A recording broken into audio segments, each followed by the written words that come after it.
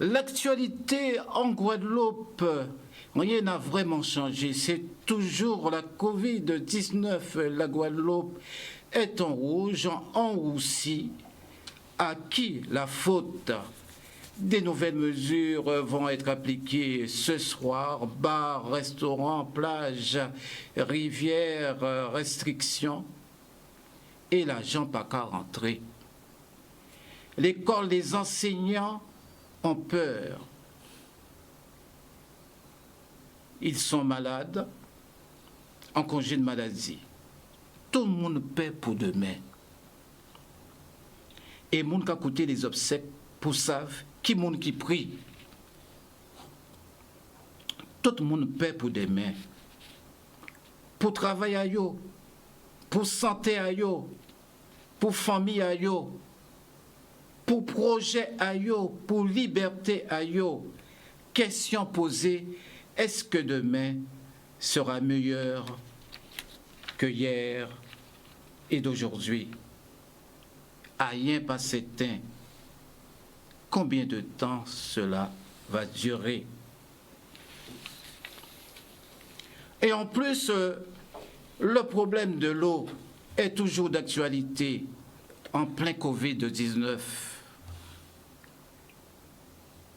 Les salariés du SIAG restent toujours dans la tourmente. Yo poko savent, oh là, yo qui transféré.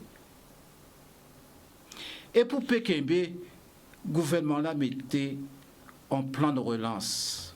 Mais les chefs d'entreprise, ça poko ça. Yo endetté, yo pas qu'à vrai le bout du tunnel. L'argent pas qu'à rentrer. Autre sujet d'actualité. Manifestation du CREFORM à Paris contre les discriminations, le racisme et les différents problèmes s'opposant dans les différents départements respectifs des Outre-mer et les réparations pour les petits-fils d'esclaves. Mesdames, Messieurs, bonjour, bon dimanche, bon café chaud. Vous l'aurez compris, nous parlerons de l'actualité de la semaine qui n'a vraiment pas changé. La Guadeloupe est en rouge. C'est presque... c'est le feu, mais c'est la braise. Monsieur Ramaï, bonjour. Bonjour Monsieur Mandré, bonjour les amis du plateau, bonjour à tous ceux qui nous regardent et puis bon, nous allons nous entretenir avec vous pendant un moment et bienvenue à l'écoute de Eco Club. Wadé Beauchamp, bonjour. Bien, bonjour tout le monde et bonjour à tous ceux qui nous écoutent. Collet. Bonjour, Édouard Collet. Bonjour Monsieur Mandré, bonjour à ceux et celles qui nous écoutent et j'ai un salut particulier à Éric Coriolan de Saint-Étienne-le-Guadeloupe. Nadège Montout en visio, bonjour. Bonjour Monsieur Mandré, bonjour à toutes et à tous. René, bonjour. Bonjour. Et Jean-Noël. Jean-Noël, bonjour. Bonjour Monsieur Mandré, bonjour aussi à tous et à tous ceux qui nous écoutent, qui nous entendent aussi. Chers téléspectateurs, vous l'aurez compris, nous, forcément, nous sommes obligés de commencer par la Covid-19. Aujourd'hui, on a du mal à comprendre. Beaucoup de confusion. Les chefs d'entreprise ne sont pas contents, surtout les restaurateurs, etc. Et aussi les enseignants qui sont inquiets, qui sont malades, puisque nous avons 35 élèves dans une salle de classe. Monsieur René Beauchamp. Alors, pendant les 6-7 mois, on disait, avant les grandes vacances, on va préparer la rentrée, mais on a l'impression que rien n'a été fait. Bon, j'ai déjà donné mon point de vue, c'est là qu'il faut continuer à bailler. il y a deux choses. Il y a la situation sanitaire et il y a deuxièmement la situation pédagogique dans laquelle se trouvent les enfants, qui l'année précédente ont déjà perdu pratiquement entre 6 à 9 mois de cours et qui rentrent dans la classe supérieure, puisque pratiquement tout le monde est passé dans la classe supérieure. Il y a les mesures sanitaires, et les mesures sanitaires, ce sont des mesures qu'il faut prendre, qu'il faut respecter, qu'il faut suivre, et qui doivent faire l'état d'une évaluation constante, et surtout d'une transparence de la part du rectorat. Nous avons un problème côté là, ça, parce qu'effectivement, la transparence là, pas là, et il a participé à la panique générale, puisqu'il a facilité toutes les rumeurs qui ont parti à droite et à gauche. Mais deuxième problème là, qui a vu encore plus important, c'est qu'à un moment, ni depuis la reprise là qui a été faite en mois de juin là, jusqu'à présent, de véritables dispositions sur le plan institutionnel, l'éducation nationale, pas pris pour prendre en charge ces petits monde là qui sont rentrés en classe supérieure là, l'année là, ça, de façon à mettre en place une véritable pédagogie nouvelle pour permettre de rattraper le retard à l'année précédente pendant au moins les 2 ou 3 premiers mois de cours et permettre de retrouver à partir de fin mois de décembre ou début mois de janvier en les véritables programmes à classe supérieure là. Les petits monde qui reprennent piste faire dans ça, c'est petits monde à les milieux certainement les plus défavorisés, c'est petits monde à monde qui pas ni les moyens de suivre. C'est là qui tenait les moyens de suivre ou qui tenait les moyens matériels et tout ça. Pas de problème, il y a arrivé en sortie déjà. Mais gros masse là, ça, c'est qui prend piste faire dans ça et ça qui est répercuté au niveau à résultat à ce petit monde là. Déjà dans le cas de système là, même si l'école là tenait d'autres peines. Mais au moins ça n'a pas pris comme véritable mesure et il a laissé tout enseignant libre de faire à partir de l'évaluation qu'il fait propre tambouillage pour essayer de faire ça, ça peut rattraper. Or, c'est une réponse institutionnelle qui a été fournie. Donc, à vie en moins, il y a un gros problème au niveau de la rentrée scolaire là, ça. Il y a à débiter. C'est premièrement les dispositions qu'il y a à prendre et transparence là qu'il y a et associer dans ça les parents et les organisations représentatives des enseignants pour permettre des personnels, pour permettre qu'il y ait une véritable transparence et que nous ne pas attendre rumeurs à partir à droite et à gauche. Et véritablement prendre en charge cette monde-là sur le plan pédagogique. À l'heure actuelle, nous devons une sorte de catastrophe parce que c'est deux aspects-là, ça, pas pris en charge. Et l'aspect plus important là, qui est l'aspect pédagogique, lui, c'est qu'il y a une piste de difficulté qui n'est pas pris en charge du tout.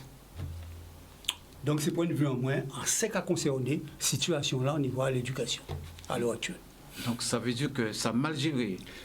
Ni un véritable problème de responsabilité, de responsabilisation vis-à-vis de ces petits monde-là et des générations-là ça, qui sont confrontées à ce problème-là ça, et qui ont risqué ni des difficultés à dans, beaucoup plus importantes dans une telle situation. Mais ça lié à la situation générale là, face au Covid et qui est lié à toute responsabilité politique et administrative qui n'a pas assumé de manière correcte en Guadeloupe et qui a contenté simplement d'attendre les ordres venus de là-bas pour voir qu'il y a fait incident. Et pour appliquer tel quel.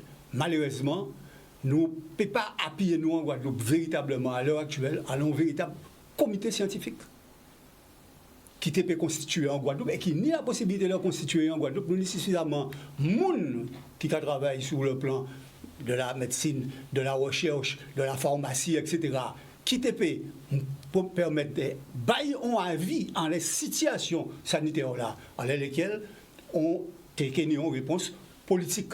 Et mais là aussi, au niveau des réponses politiques, malheureusement, à niveau des réactions, c'est en ordre dispersé et pas une véritable réflexion commune qui fait en laisse ça. Si bien que nous avons à la disposition d'un préfet, de l'ARS, etc., qui en fait a retraduit les mesures gouvernementales et pas une véritable maîtrise de la situation-là. Ça a favorisé, alors dans une confusion la plus totale, ça a favorisé toutes les rumeurs à l'heure actuelle et qui a créé une sorte de panique qui malsaine et extrêmement grave pour la situation à payer. Édouard Collet, nous étions côte à côte avec la Martinique pendant les vacances. Là, aujourd'hui, c'est la Guadeloupe qui est en rouge. Rouge écarlate, on dit. Hein. Oui. Plus que le rouge. Oui, plus que le rouge. Ce qui est inquiétant, Et je rejoins totalement M. Beauchamp dans ses propos concernant l'école. Ce qui est inquiétant, c'est surtout la situation dans laquelle cette crise est gérée. Absolument. C'est ça. C'est la façon dont cette crise est gérée. Je rappelle que lorsque cette crise sanitaire est arrivée, elle a échappé à tout le monde, en tout cas en termes de gestion. On a pensé que c'était un gros rhume, un vieux rhume qui passait, et donc ça passerait dessus. Malheureusement, ça perdure. Les aléas naturels, les aléas biologiques font que tant qu'on n'a pas de vaccin, donc on ne peut que justement supporter ou préparer, ou en tout cas prévenir, en tout cas prendre des mesures nécessaires qui permettent de mettre la population suffisamment à l'abri, ou en tout cas à l'écart, suffisamment protégée en termes de directives administratives prises. Et là, ce n'est pas le cas. C'est vraiment pas le cas, et c'est en ce sens que je suis inquiet.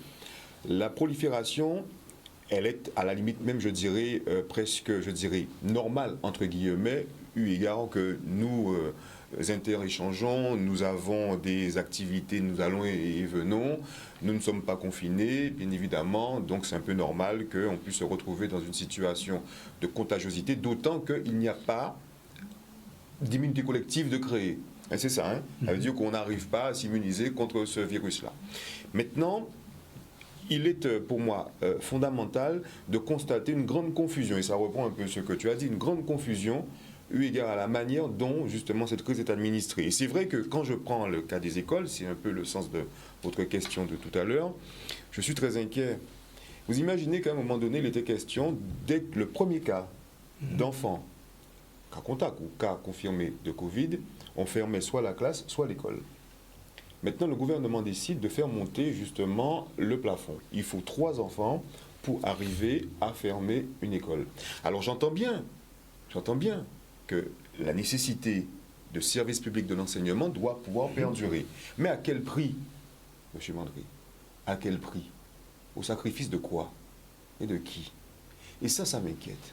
Ça m'inquiète terriblement. Ça veut dire que si on fait monter le seuil plafond du nombre d'enfants impactés, je rappelle que la première collectivité atteinte par le Covid-19, c'est les établissements scolaires et l'université.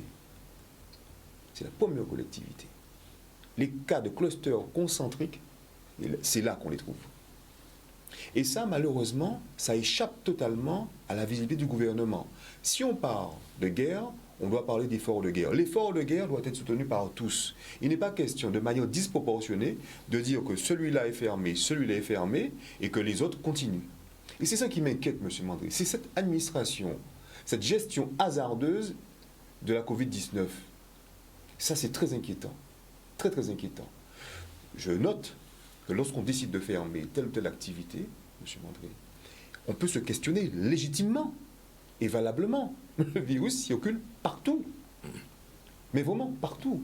Et je suis d'autant plus inquiet que je suis persuadé que nous aurons encore à en discuter en décembre.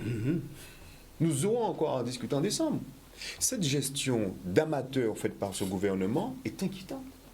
Très inquiétante. En quoi un bar, si tant est qu'il ouvrirait à l'extérieur, M. Mandry, serait plus potentiellement nocif en termes de contagiosité que justement qu'un établissement scolaire? Vous m'expliquez, M. Mandry. Donc je crois que l'effort de guerre doit être soutenu par tous. Et que probablement qu'il faille penser plus sérieusement à un confinement. De manière beaucoup plus généralisée. On ne peut pas faire supporter sur un ou deux une situation cataclysmique. Ce gouvernement, sa seule logique, c'est de vous mettre au travail. Mettez-vous au travail. Et on sacrifie 2 ou 3. Mais nos enfants qui vont à l'école, nos étudiants qui vont à l'école, sont en prise directe avec la Covid-19. Et ça n'inquiète personne. Les cinémas restent ouverts. Je n'ai rien contre les cinémas. Mais c'est un milieu clos, il me semble. C'est un milieu clos. C'est un milieu clos, le cinéma. Et ça n'inquiète pas le gouvernement. On ne ferme pas le cinéma. Nous allons et venons, nous allons faire nos courses. M. Mandry, c'est un milieu clos. Aucune mesure n'a été prise.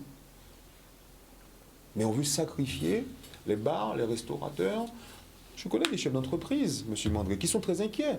Je rappelle une chose, qu'une entreprise, ça fait deux choses. Soit ça fait des pertes, ou soit ça fait du profit. Et quand ça ne fait pas de profit, ça fait des pertes. Eh oui. C'est ça. Là, nous sommes dans une situation cataclysmique, M. Mandry. Cataclysmique. Il y a, avec cette urgence sanitaire, une entrave à toutes les libertés, et notamment celle d'entreprendre, et qui m'inquiète. Et ça ne crée pas chez certains de nos élus, à part Borel Certain, que j'ai entendu, que je salue, qui était très inquiète de ça. Oui, il faut être inquiet, puisque quand même, nous sommes un petit territoire avec un chômage endémique, un chômage sans cesse croissant. Qui va sauver la Guadeloupe de la situation dans laquelle elle est? Le préfet prend des mesures de manière aléatoire, peut-être du bon sens gouvernemental, dans le sens même de ce que tu disais. Donc on est dans un suivisme des décisions gouvernementales, mais loin, très éloigné de nos réalités économiques. La difficulté, c'est que beaucoup d'entreprises sont en train de sombrer, M. Mandry. Des chômeurs sont en train de naître d'une crise sanitaire mal gérée, mal administrée, et moun qui est de plus en plus malade de la Covid-19. Je suis très inquiet, M. Mandry. Ramaille. Eh bien, c'est un sujet brûlant. Hein. Effectivement, il y a quelques inquiétudes à avoir concernant cette épidémie, pandémie qui frappe la Guadeloupe. Je crois que dans cette affaire-là, comme ça avait été dit la semaine dernière, la Guadeloupe a été quelque part victime de ce succès de destination. Et comme d'autres régions de France et d'outre-mer en particulier, et donc on a eu probablement une forte importation de virus et qui a été dans la gestion des entrées, peut-être qu'il a fallu faire autre chose en plus, ou en moins, je ne sais pas, mais certainement en plus pour pouvoir contenir. Aujourd'hui, il s'agit de gérer cette pandémie, et je serai tout à fait d'accord avec le directeur général du CHU, M. Cotelon, qui dit, malgré les difficultés que nous avons, malgré cette situation difficile du CHU, malgré les problèmes sanitaires que nous avons, malgré la circulation très importante du virus, nous arrivons à gérer la situation. C'est tendu, c'est très tendu. Nous arrivons à gérer la situation avec les autres cliniques, les autres établissements de santé. Moi, je ne suis pas de ceux qui dramatisent, pour l'instant en tout cas.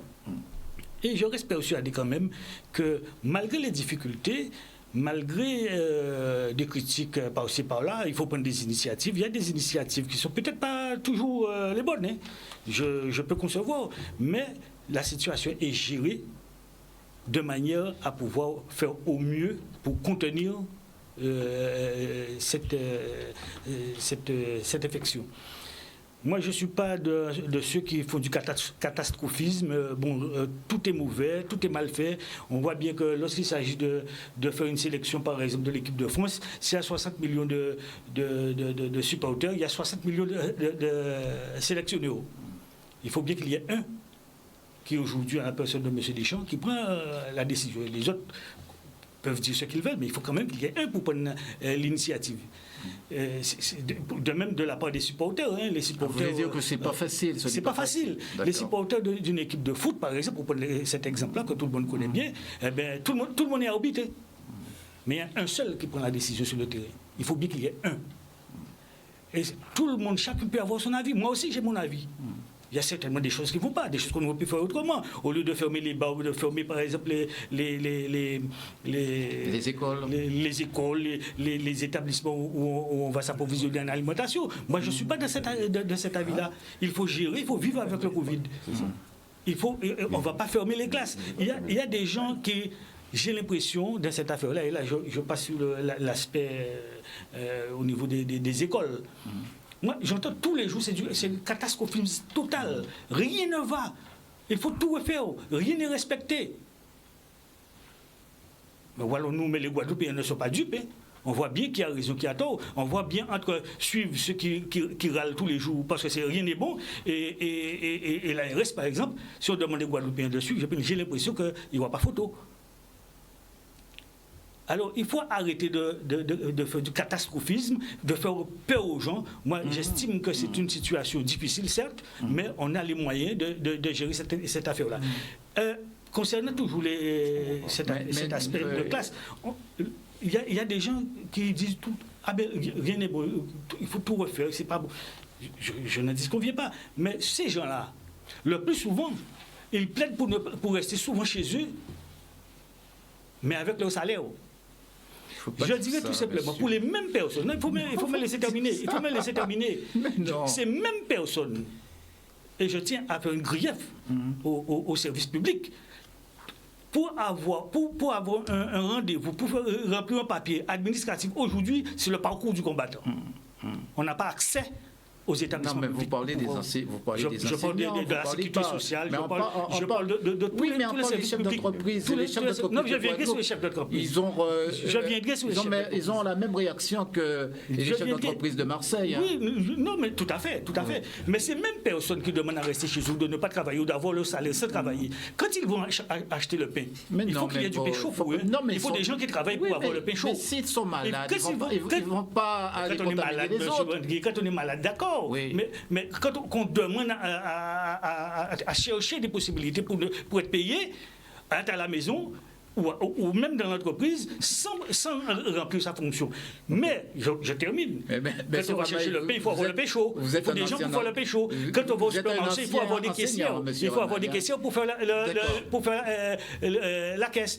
Il faut que les réunions soient remplies. Mais arrêtons. Si ceux-là peuvent travailler, les autres peuvent travailler aussi. Si on est malade, vous prenez des congés de maladie, il y a des structures, le gouvernement a pris des dispositions pour permettre aux gens malades de rester chez eux et d'être suivis. Mais je n'ai pas terminé. Je reviendrai sur l'aspect économie des chefs d'entreprise. Merci, monsieur Ramaille. Nous arrivons à notre première pause café.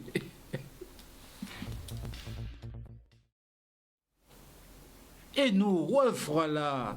Tout le monde paie pour demain, pour travail à yo, pour santé à yo, pour famille à yo, pour projet à yo, pour liberté à yo. Question qui se pose, est-ce que demain qui est meilleur qu'aujourd'hui et hier, et combien de temps ça va durer? Nadège Montoute, vous êtes avec nous, Nadège? Alors nous avons combien de cas et combien de décès avec la COVID-19? Nadège Montoute?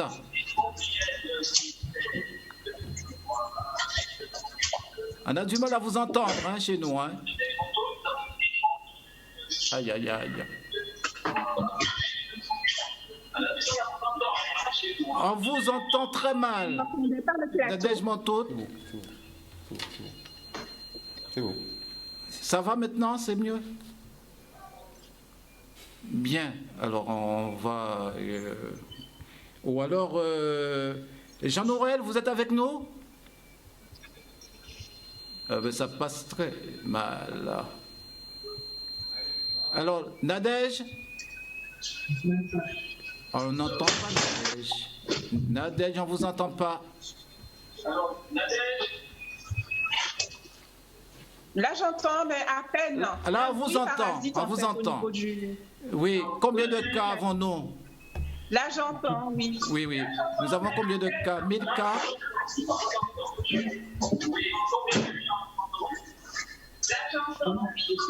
On ne vous entend pas.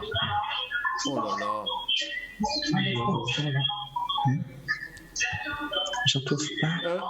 Alors, monsieur Jean-Noël, vous attendez.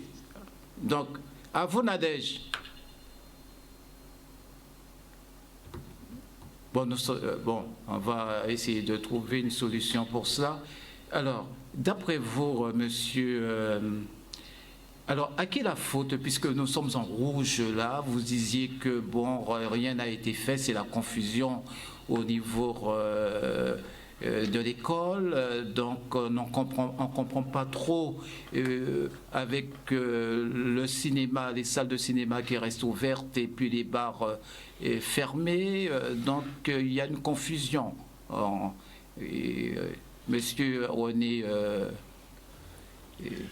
Beauchamp. Non, au niveau de l'école, ce qu'il y a, c'est qu'il y a un manque à la fois de transparence et il y a un manque de dialogue avec l'ensemble des partenaires de l'éducation, c'est-à-dire aussi bien les fédérations de parents d'élèves que les responsables des enseignants et des personnels, de façon à définir ensemble toute une politique. Et manifestement, ce manque se traduit à la fois sur le plan organisationnel pour faire face à la situation de crise dans laquelle on est. Parce que quand un enseignant est par exemple touché par le coronavirus, et au niveau du primaire, il y a des moyens de remplacement. Ça existe, les îles, les brigades. Il y a donc des moyens de remplacement pour pouvoir remplacer quelqu'un qui momentanément sera sorti du système pour pouvoir permettre qu'il soit soigné et tout ça, et pour permettre aussi que les contacts autour de lui soient réglés. Au niveau du secondaire, il y a ce qu'on appelle les TZR, titulaires en zone de remplacement, etc. Donc il y a tout un certain nombre. Alors peut-être qu'il n'y a pas suffisamment de personnes, il y a moyen d'embaucher des contractuels, etc. Mais dans cette situation de crise, il y a des moyens de remplacement qui peuvent permettre de faire face à cette situation. En ce qui concerne la situation des élèves, on sait très bien que le virus ne se transmet pas spécialement entre enfants à ce niveau-là. Donc les mesures ont été allégées. À la limite, ça ne pose pas de gros problèmes, mais il faut faire attention à ce que tout cela soit très transparent, soit communiqué de manière claire et nette, de telle façon à pouvoir éviter toutes les rumeurs. Ça, c'est pour l'école. Le deuxième volet, qui est le volet le plus important pour lequel on n'a pris aucune disposition et qui me paraît le plus catastrophique, c'est la partie pédagogique, le volet pédagogique. Et ça me paraît extrêmement grave. Nadège Montaute? Oui. Oui. Alors, nous avons combien de cas en Guadeloupe là? 1000 cas apparemment et 16 décès, non? Pour la Covid-19? Ah, j'ai cru comprendre que c'était plus de 4000 cas et 4000 cas, oh là là, de décès cumulés depuis le début de la crise. Moi, ce que j'ai envie de dire en tant que professionnel de santé évoluant en milieu hospitalier, c'est qu'on a l'impression que la première vague n'a pas servi de leçon au gouvernement, puisque jusqu'à maintenant, on attend que les mesures d'amélioration de la réponse hospitalière soient mises en place. C'est vrai qu'on a entendu que le directeur du CHU s'est exprimé pour lancer un cri d'alerte, donc après que les professionnels, donc en première ligne notamment, les collègues des urgences aient tiré la sonnette d'alarme, parce qu'il y a eu d'abord une mobilisation, une pré-mobilisation des agents des services des urgences et de la réanimation. Ensuite, la direction du CHU a décidé de déclencher le plan blanc. Mais il faut savoir qu'entre la première vague et ce qu'on est en train de vivre maintenant, il n'y a pas eu d'organisation, de préparation justement pour pouvoir répondre au mieux aux conséquences de la crise, puisqu'on parle de crise sanitaire. Donc si tout ce qu'on est en train tout le débat qu'on a aujourd'hui tourne autour de la crise sanitaire. Donc ça veut dire qu'il y a un problème au niveau de la réponse sanitaire. Ça veut dire que le système de santé n'est pas prêt à justement faire face à ce type d'épidémie. On est quand même un siècle où les progrès de la médecine voudraient qu'on puisse justement pouvoir parer à toutes les éventualités en matière de santé, en matière de prise en charge donc, des problèmes de santé. Et il se trouve qu'aujourd'hui, on constate que ce n'est pas le cas.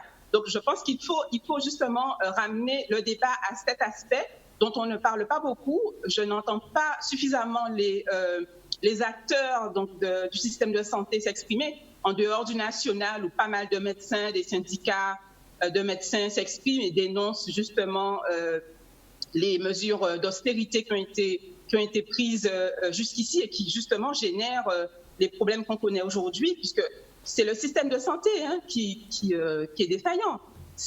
On ne peut pas répondre parce qu'on n'a pas préparé. On n'a pas préparé d'une part, et d'autre part, on a aussi, on a un peu au niveau des lois, des réformes entre guillemets qui ont été votées par l'actuel gouvernement et les précédents aussi depuis la T2A, donc la logique budgétaire qui a été instaurée au niveau hospitalier en particulier. On a un peu contribué au déclin du système de santé parce qu'on a supprimé des lits, on a supprimé des postes. Et au moment où on parle, je vous dis qu'il n'y a pas eu de création, il n'y a pas eu de recrutement. On connaît des collègues, justement, soignants, qui ont déposé leur CV au niveau du CHU en particulier, et même au niveau d'autres établissements de santé. Ils n'ont pas été recrutés. On fait appel aux libéraux, on fait appel à la réserve sanitaire, alors que nous avons, ici en Guadeloupe, des professionnels, des soignants, des aides-soignants, des infirmiers qui sont sur le marché et qui voudraient justement contribuer à ce qu'on améliore notre réponse hospitalière, puisqu'on ne peut pas en permanence attendre sur la France hexagonale. On devrait, en tant que justement territoire éloigné, on devrait s'organiser et optimiser les moyens au niveau de l'hôpital. Sinon, on ne va pas avancer. On doit s'organiser localement pour mettre à niveau les effectifs et puis s'assurer d'avoir tous les équipements, tous les moyens sur place pour pouvoir répondre à une telle situation. Donc voilà, moi, ce que j'ai envie de dire, c'est qu'on n'a toujours pas tiré les leçons de ce qui s'est passé. Oui, Jean-Noël, votre regard sur la situation. Jean-Noël ? Alors oui, alors ce que je dirais, c'est qu'il y a tellement de confusion sur ce niveau-là, ce stade-là, ce point de vue de la Covid, que je vais m'abstenir d'intervenir. Je vais parler éventuellement de la relance liée à cette situation et aussi parler du problème de l'eau. C'est deux sujets que je maîtrise, je peux en parler, mais au niveau de cette crise sanitaire, il y a tellement de confusion. Cette situation est tellement difficile que pour cette fois-ci, effectivement, je vais passer la main. D'accord, nous n'avons pas encore terminé, nous allons venir sur l'eau. Alors, monsieur Ramaille, oui. Oui, quand on entend des propos disant que nous ne sommes pas prêts pour pouvoir affronter cette situation, moi, je n'aime pas entendre ce genre de propos parce que quand on dit on n'a pas tiré les leçons du début de la crise, aujourd'hui quand même, et je reste un petit peu dans le droit fil de ce qu'a dit M. Cotellon, la semaine dernière ou la semaine d'avant, nous avons reçu en Guadeloupe des personnes de la réserve sanitaire. Hier, on a reçu des militaires pour venir en renfort des équipes de santé du CHU. Aujourd'hui, on doit recevoir l'autre partie qui va faire une quarantaine en tout.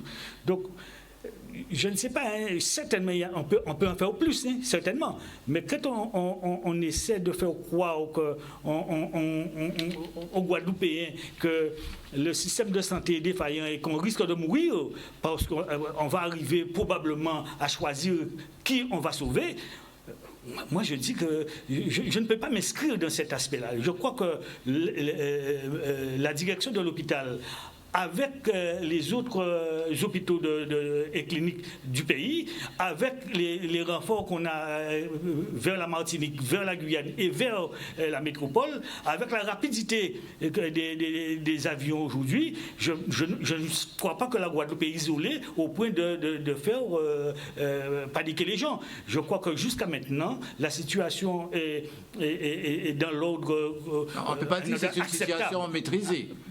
Je pense aujourd'hui maîtriser, même si c'est tendu. On sait bien que nous ne sommes pas loin de la saturation. Et là, il faut que les Guadeloupéens aussi se prennent en main.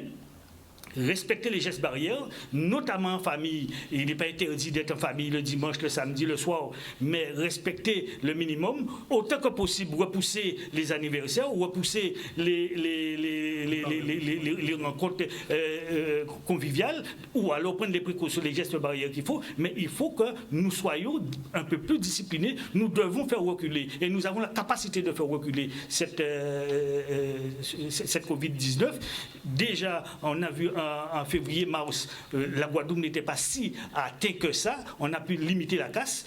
Aujourd'hui, les choses se sont multipliées, je pense, à cause du succès de la destination Guadeloupe. Maintenant, il faut maîtriser que les Guadeloupéens, et tant mieux, si on a un succès de la destination Guadeloupe, tant mieux.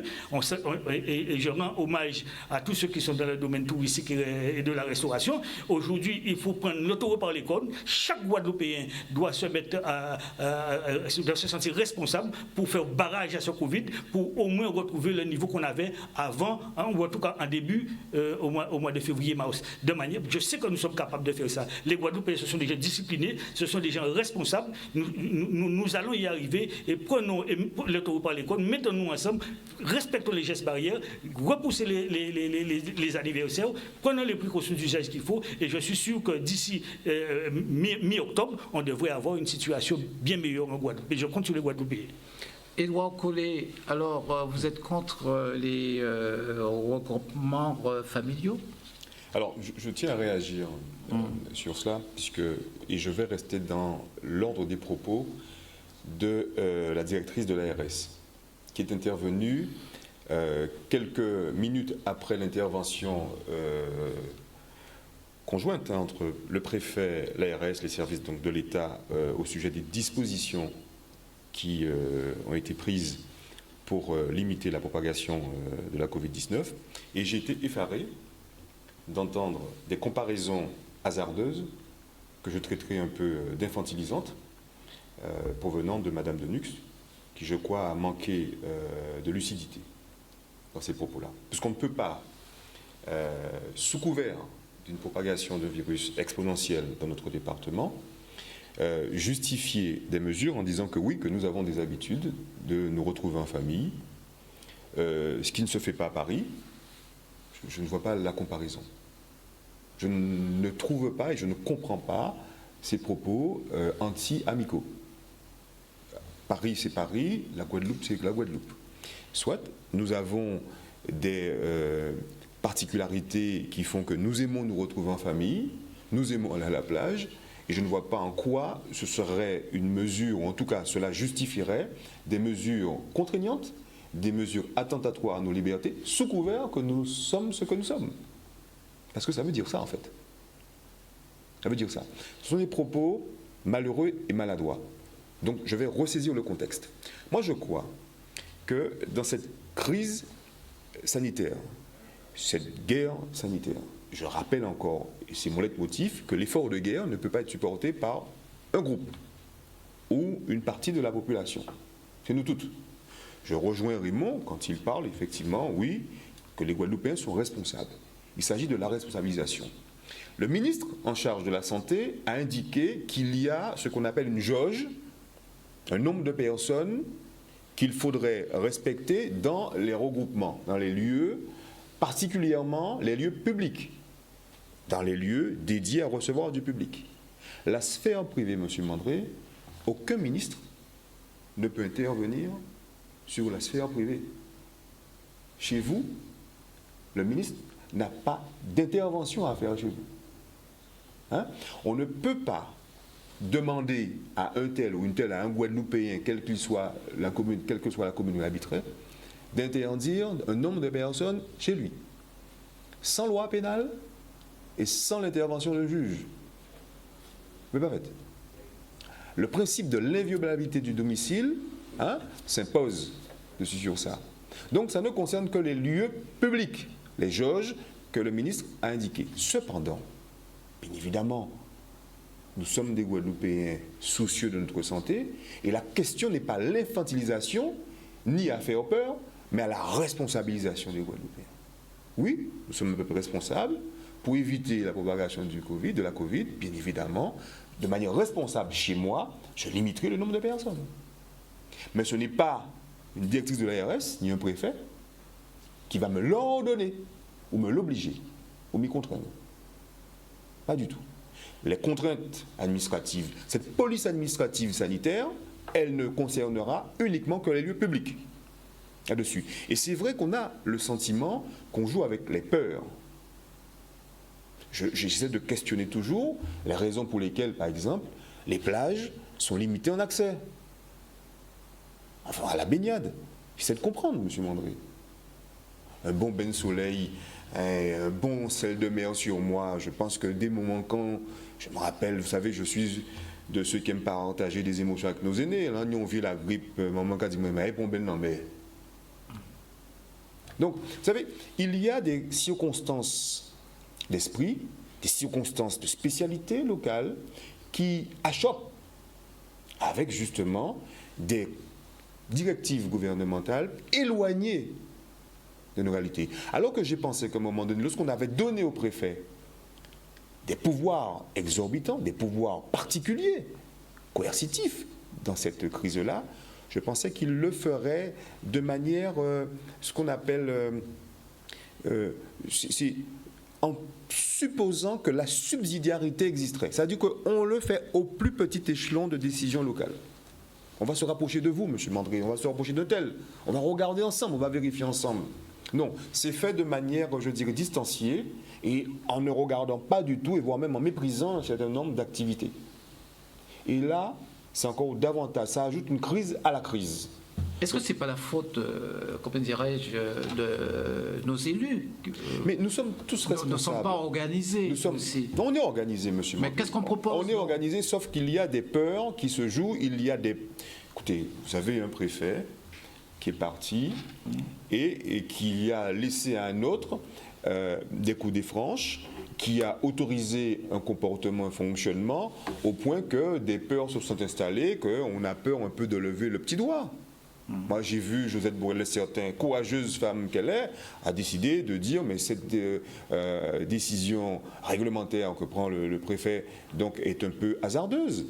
Ça, c'est un acte de courage. J'entends d'autres dire oui, mais bon, de toute manière, que oui, ils pensent d'abord à la santé des Guadeloupéens. Mais oui, je veux que vous pensiez à ma santé. Mais ce n'est pas qu'une question de santé, c'est une question aussi de santé économique. Donc, il y a justement cette dualité qui doit coexister. Et j'ai l'impression qu'on ne fait pas en sorte de faire justement coexister ces éléments-là. Et donc, je veux bien croire qu'il y a des difficultés, mais je crois que cela n'est pas impossible, mais avec plus de concertation et éviter que justement de laisser les coups des franches au préfet.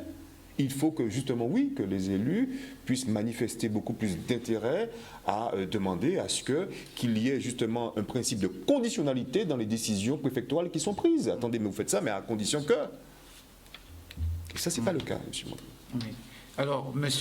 Beauchamp, vous disiez qu'il y a un problème d'organisation chez nous, notamment avec nos élus, mais aussi avec les professionnels de santé, comme par exemple les pharmaciens, les docteurs que nous avons. Sont-ils organisés face à la Covid-19? Non, ils sont organisés professionnellement. Le problème du comité scientifique, ce n'est pas un problème simplement des scientifiques à décider d'eux, etc.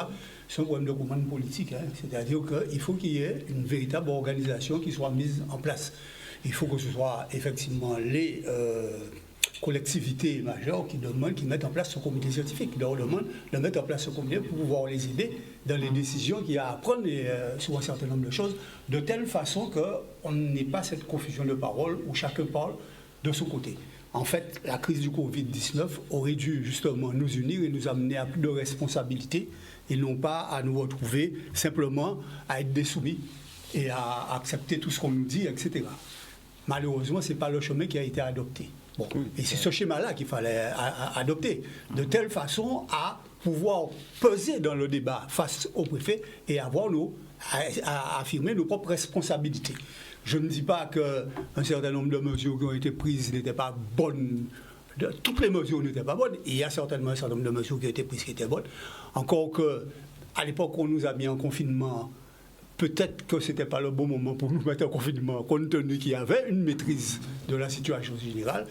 Alors, quand on parle de... On a été victime du succès de notre destination, non. Notre destination n'a pas connu plus de succès après le Covid qu'avant, et même moins de succès. En fait, on a été victime d'une chose, c'est d'un relâchement général en ce qui concerne la maîtrise. Comme partout ailleurs, effectivement. En ce qui concerne la maîtrise des entrées et sorties et le contrôle sanitaire qu'il fallait exercer à ce niveau-là. C'est parce que la première fois, il y a eu, malgré quelques problèmes, un contrôle sanitaire qui a été fait de manière plus stricte qu'on n'a pas été plongé dans une crise la première fois. Mais cette fois-ci, avec le relâchement de ce contrôle-là et tout ça, effectivement, on s'est retrouvé dans cette situation. Deuxièmement, il faut savoir aussi que quand on parle de sphère familiale et tous ces trucs-là, il faut savoir aussi qu'il y a un certain nombre d'autres clusters qui ont été créés par un relâchement, mais d'une certaine catégorie de personnes. Hein. Quand il y a des regroupements de bateaux avec, etc., de fêtes et tout ça, c'est pas là qu'on met des mortels qui va dans ça. Hein. C'est un certain nombre de gens bien précis. Hein. Donc, il y a eu tout un certain nombre de relâchements qui n'ont pas été arrêtés. Parce qu'on pouvait arrêter ça. Attends, on ne l'a pas fait. On a créé d'autres types de clusters qui ont entraîné la situation actuelle. Donc, c'est ce qui, à mon avis, me paraît un peu plus grave. Nous arrivons à notre deuxième pause café et on ira sur l'impact au niveau de l'économie sociale. Voilà. Où en est-on avec la problématique de l'eau en plein Covid-19? Monsieur Jean-Noël, que pouvez-vous nous dire? Monsieur Jean-Noël, vous êtes avec nous? Oui, voilà, je suis avec vous. Oui, voilà. Sur le problème de l'eau, en préalable, je dirais, on a suffisamment d'eau en Guadeloupe, puisque actuellement, on a en production pratiquement, je dis, 70 millions de mètres cubes d'eau. La demande, c'est autour de 40-45 millions de mètres cubes d'eau. Donc, on a pratiquement 50 à 60% d'eau qui se perd dans la nature. Simplement parce qu'il y a beaucoup de fuites. Voilà. Mais cette situation est souvent elle est décriée. On comprend des fois les abonnés, ils ont raison par rapport à cette situation. Mais il faut savoir, c'est une situation qui a été véritablement. J'avais entendu un préfet dire que le manque au robinet, c'est un crime. Effectivement, c'est un crime contre la Guadeloupe. Sauf que ça a été programmé, je ne dis pas que ça a été volontaire. Il faut le savoir, j'ai été salarié de l'agence des eaux Veolia pendant pratiquement 32 ans. Et j'affirme que cette multinationale a délibérément saboté le système. Parce que c'était un moment des élus d'une part, mais il y a aussi des syndicalistes, il y a eu et la population, notamment en 2009, ont demandé que l'eau soit gérée par des Guadeloupéens, qu'il n'y ait plus de multinationales. Et bien, volontairement, depuis 2009, ils se sont organisés pour saboter le système. Tout le monde l'a su, notamment en 2009, après 2010. Pendant pratiquement 3 ans, les collectivités, les opérateurs n'ont pas pu envoyer de facture. Il n'y a pas eu de facture. Mais ce qui s'est passé, que je parle du CHAG, le CHAG s'est trouvé avec un manque de recettes et aujourd'hui, on subit cette conséquence. Mais c'était quelque chose qui a été programmé, qui a été volontaire, parce que cette multinationale voulait, avant son départ, mener la position appellateur Boulay. Et ça, je l'affirme. Et pour preuve, j'ai lancé une pétition au mois d'avril pour demander une commission d'enquête parlementaire sur cette affaire. Quand cette affaire est extrêmement grave, car dans cette affaire aussi, il y a beaucoup, effectivement, de corruption, de manœuvres pour amener cette situation. Je veux dire, c'est un crime contre la Guadeloupe. Et effectivement, lorsqu'il y a crime, forcément, il faut trouver des coupables. Alors, les vrais coupables, pas les faux coupables, car on a fait des procès sous ce qu'on appelle les petits coupables, mais le gros coupable, effectivement, le groupe du général de Veolia, eh bien, il compte toujours. C'est un jour, il va y avoir cette affaire, plus rebondir pour qu'on sait comment. Alors, je donne l'exemple. Alors, il faut savoir que cette multinationale faisait de l'ordre de 4 millions d'euros d'excédents par an. 4 millions d'euros d'excédents bruts par an. Sur un chiffre d'affaires qui était entre pratiquement autour de 60 à 70 millions d'euros. Eh bien, brutalement, eh bien, ils ont empêché au CE, au comité d'entreprise, de faire une expertise des comptes, car tous les ans, le comité faisait des expertises du compte. En 2009, 2010 et 2011, le comité a été empêché de faire l'expertise des comptes. Et on sort de plus de 4 millions d'euros d'excédents par an. Et pendant pratiquement donc 5 ans, il n'y a pas eu d'expertise. Et on tombe autour de, écoutez bien, 100 millions d'euros de pertes. Il va falloir, sur 5 ans, il va falloir en moyenne 20 millions par an. Il va falloir expliquer comment on passe de plus de 4 millions d'euros par an et on tombe pratiquement à 20 millions d'euros par an. Mais ce qui est grave, c'est que ce déficit qui a été provoqué a été transféré aux collectivités. Aujourd'hui, qu'il s'agit du CHAD, qu'il s'agit de RENOC, qu'il s'agit de Eau d'Excellence, tout le monde effectivement est en déficit. On parle beaucoup du SIAG, mais tous les régies qui ont été créées par les collectivités sont en déficit parce qu'on les a transférés un déficit. Et je dis encore, ça a été volontaire. C'est un véritable sabotage. Alors, véritable sabotage, donc les coupables continuent. Et comme dirais-je, à courir, M. Beauchamp, voulez-vous intervenir un peu parce que est-ce vrai, les coupables continuent à... Mais c'est évident que les coupables continuent à vivre et que les condamnations ou les procès là sont des procès pour le moment qui sont des procès inaboutis, même s'il y a des condamnations soi-disant et tout ça. Mais le fond de l'affaire, le fond des problèmes n'a jamais été abordé. Bon, ce qu'il faut savoir quand même, il faut être clair là-dessus, c'est que pratiquement depuis 1996, on peut dire que rien n'a été mis en place en Guadeloupe en matière de politique financière pour les investissements et de planification au niveau de l'eau. Et depuis cette période-là, on a eu une dégradation de plus en plus importante. D'autant plus qu'il faut savoir une chose, c'est que les tuyaux qui ont été mis en place en Guadeloupe pour la distribution de l'eau et tout ça avaient une durée de vie de 50 ans. Et que depuis cette période-là, et ça avait été mis en place bien longtemps avant, et depuis cette période-là, manifestement, il y a une gabegie. Deuxièmement, il y a eu d'autres personnes qui se sont servies de l'argent de l'eau pour faire autre chose que l'utilisation de l'eau à différents niveaux. Mais il faut savoir que c'est une situation tout simplement qui a été créée, tout simplement parce qu'à partir de 1996, il n'y a plus eu de contrôle de gestion en ce qui concerne la question de l'eau. La responsabilité de l'eau était donnée aux communes au départ. Et les communes s'étaient organisées. Certaines se sont organisées avec la SIAD, d'autres se sont organisées différemment, comme au niveau du Sud-Basse-Terre, etc. Il y en a eu d'autres qui ont des régies et autres. Mais pour pouvoir faire fonctionner la gestion de l'eau, il fallait à ce moment-là avoir une politique prévisionnelle qui permette à la fois, au niveau des investissements, au niveau des stockages d'eau, parce qu'il faut savoir que dans notre pays, il y a une solidarité entre la Grande Terre et la Basse Terre. C'est essentiellement sur la Basse Terre qu'il y a des usines de captage d'eau, etc. Et que sur le reste du territoire, la Grande Terre et autres, c'est essentiellement par l'intermédiaire des tuyaux, des réserves d'eau et tout ça qu'on fait la distribution. Il y a une solidarité entre les deux. Et à partir du moment où il n'y a plus eu de maîtrise au niveau à la fois d'une politique d'investissement et aussi d'une planification en ce qui concerne l'entretien même du réseau, eh bien, à partir de ce moment-là, c'est parti en vrille et pratiquement chacun a fait ce qu'il voulait faire de son côté. Donc, effectivement, nous en sommes à cette situation actuelle. Manifestement, il faut qu'il y ait que l'eau devienne un véritable service public. Il faut qu'il y ait un organisme centralisateur qui gère le problème de l'eau, mais ça ne permettra pas de résoudre tous les problèmes d'un seul coup. Si en même temps, il n'y a pas une politique à la fois d'investissement et de planification mise en place pour permettre de remédier à la situation actuelle, et ça prendra du temps de remédier à la situation actuelle. Il ne faut pas couillonner non plus la population de ce côté-là et faire croire qu'en l'espace de 1 mois, parce qu'il y aura la structure, tout sera réglé. Ça prendra bien...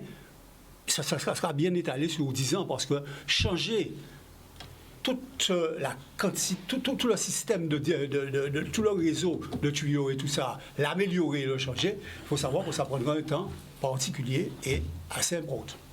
Alors, monsieur Jean-Noël, vous êtes avec nous? Monsieur Jean-Noël? Là, je l'attends. Monsieur Jean-Noël? Oui, alors, oui, je suis là. Alors, quel avenir pour le SIAG et aussi pour les salariés, puisqu'il est question, je ne sais pas moi, de la dissolution, de la disparition du SIAG d'ici 4 à 6 mois, et puis transfert peut-être des salariés. Voilà. Oui, mais en complément de ce que disait René Beauchamp, le problème de l'eau a démarré et effectivement en 1982, lorsqu'on a mis en place la décentralisation. Alors, auparavant, il y avait le Conseil général qui, son appel dans le cadre du développement rural, s'occupait effectivement de l'équipement et des eaux. Sauf que lorsqu'on a mis les deux assemblées en en 82, finalement, il n'y a pas eu de chaîne de flux dans l'eau. Donc tout le monde a pu faire effectivement ce qu'il pouvait, mais il n'y avait pas de schéma direct de l'eau. Chacun a fait comme il pouvait. Et c'est pourquoi les salariés, dès 89, ont demandé un syndicat unique de l'eau. Depuis 89, ça a été repris en 2009 par le LKP, mais auparavant, les salariés avaient déjà demandé, puisqu'on a vu, on a constaté que malheureusement, il n'y avait pas d'investissement. C'est pourquoi ce manque d'investissement de 82 a amené à cette situation. Alors, au niveau du SIAG, alors, il faut savoir, alors, souvent, on parle de la situation du SIAG. Je dis, tous les régimes qui ont été mis en place sont dans la même situation que le SIAG. Absolument. Tout le monde est déficitaire.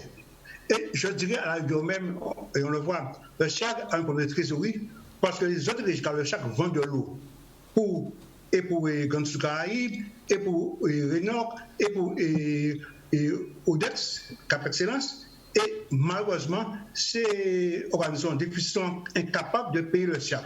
On le sait, on l'a dit récemment, que Odex, c'est le régime de Cap Excellence, doit pratiquement autour de 10 millions d'euros. Au SIAG, on a aussi les Grands Caraïbes qui doivent pratiquement 8 millions d'euros. Alors, si jamais le SIAG, normalement, n'a pas de problème d'équilibre financier, le SIAG a un problème de trésorerie. Alors, souvent, le SIAG est très, très décrié. Le SIAG est très décrié et beaucoup, effectivement, parce que, je vous dis encore une fois, volontairement, la Générale des Eaux, dans sa stratégie de saboter le système, a voulu effectivement abattre le SIAG. Car l'ancien président du SIAG était favorable à la création du syndicat unique. Et aujourd'hui, on voit beaucoup, aujourd'hui, on veut remplacer Veolia par Suez. Donc, on veut encore dissoudre le SIAG pour favoriser un peu le retour de Suez, pour le remplacer et pour remplacer Veolia. C'est beaucoup plus un combat de multinationales. Et je mets en garde les Guadeloupéens. Parfois, j'ai vu passer des documents comme quoi par rapport au salaire, au mirobolant du salaire du SIAG. Il faut savoir, je ne suis plus salarié du SIAG. J'avais 5 ans au SIAG, j'avais 32 ans, j'ai la des eaux, je suis plus salarié du SIAG. Mais je vous dis, au mois de décembre 2018, pendant qu'on faisait croire que des salariés avaient un salaire moyen 5 500 €, mais j'avais des collègues qui avaient un revenu net 1 065 €. Je vous dis encore, on avait des collègues qui étaient au SMIC, au SIAG à 1 065 € en décembre 2018. On peut apporter ces fiches de paye. Et alors qu'on entend dire oui, le salaire moyen est de 5 000 €. Simplement parce que, je vous dis, au mois de décembre, il y a le 13e mois, il y a des salariés qui ont eu le 13e mois. C'est pour ça qu'il y a eu un certain nombre de salaires qui ont pratiquement doublé. Mais je vous dis, en décembre 2018, au SIAG, il y avait au moins une dizaine de salariés qui ont perçu 1 065 € net. Alors, pour le devenu du SIAG, alors, rapidement, on a entendu, on va dissoudre le SIAG, c'était au mois de juillet, après, actuellement, c'est à la fin d'année. Encore une fois, avant de dissoudre le SIAG, il faut créer le syndicat unique, il faut créer une structure pour récupérer les salariés, transférer les salariés avant.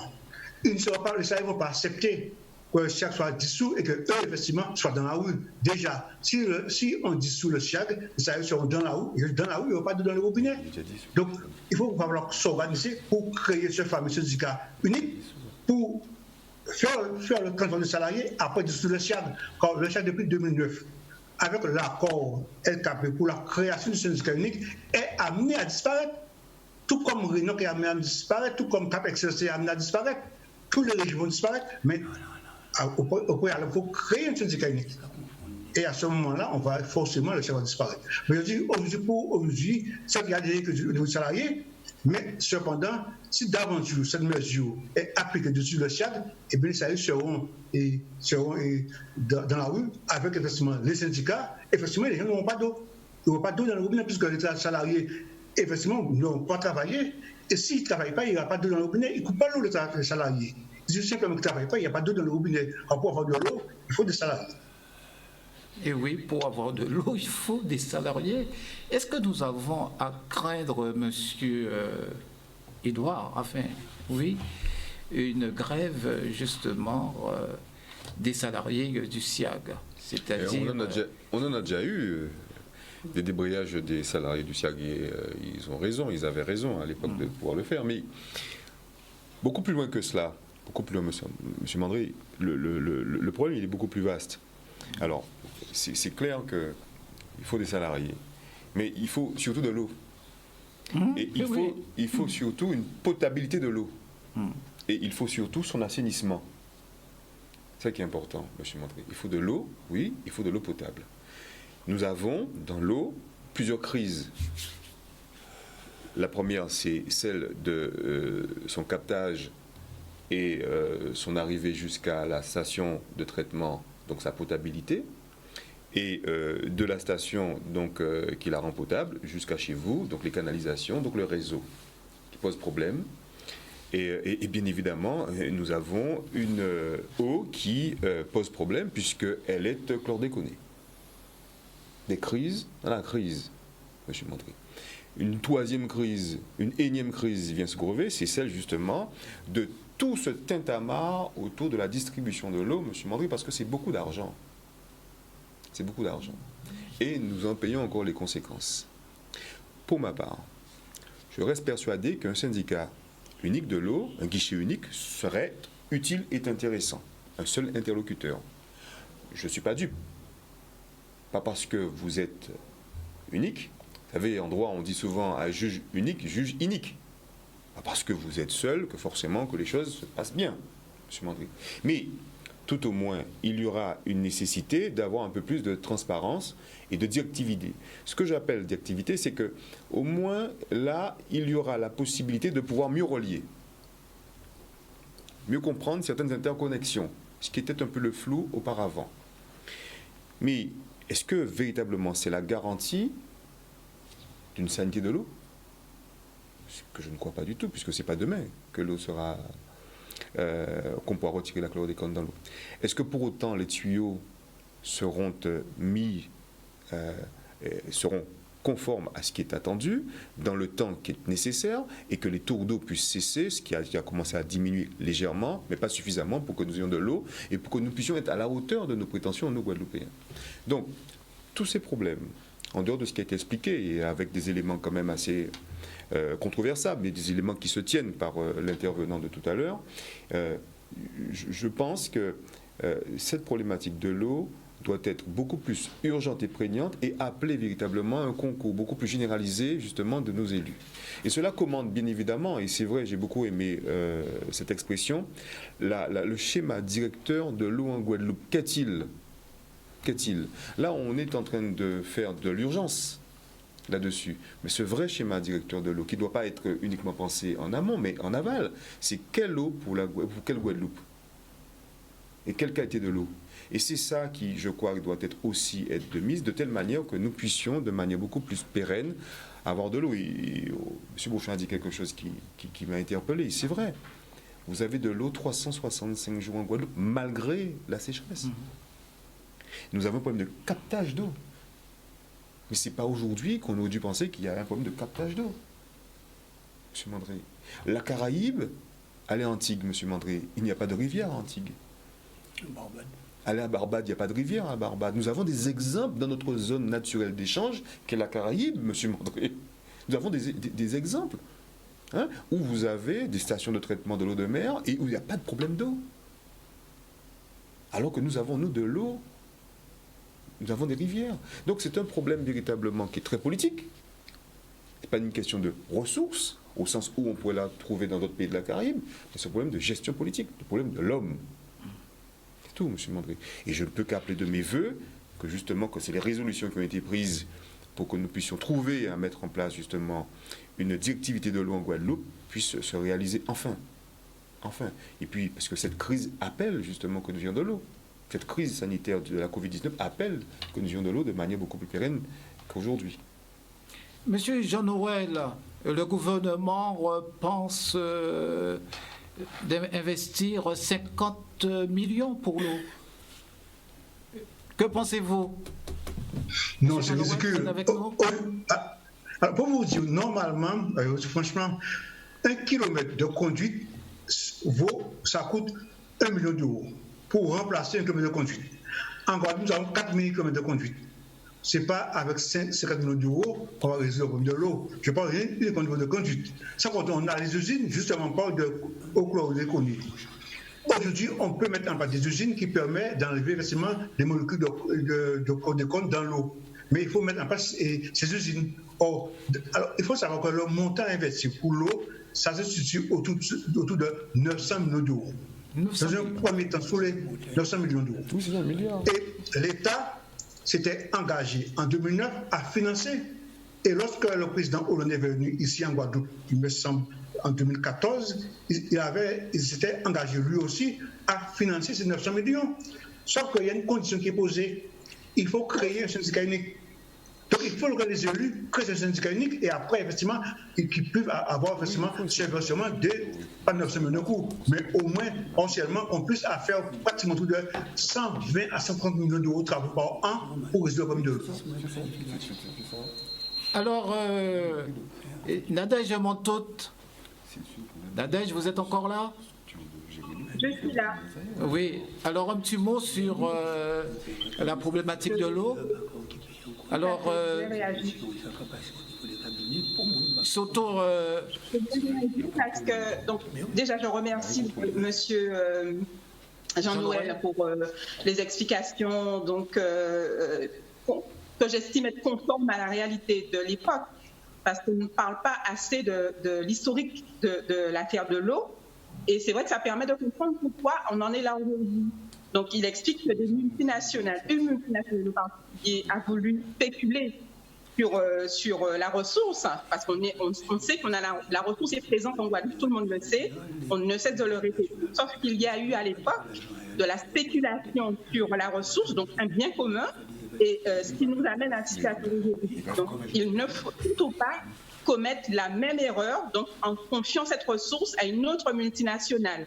Et pour notre part, donc au niveau du mouvement que je représente, on est tout à fait d'accord avec les préconisations donc, des travailleurs de l'eau qui réclament une enquête parlementaire parce que finalement, les personnes qui ont créé la situation qu'on vit aujourd'hui n'ont jamais été condamnées, n'ont pas été inquiétées et du coup, on n'a pas récupéré l'argent, dont détourné en quelque part. On va bientôt terminer, Nadège. Hein. Oui, c'est sûr. Rapidement, Nadège. Il y a une gestion publique.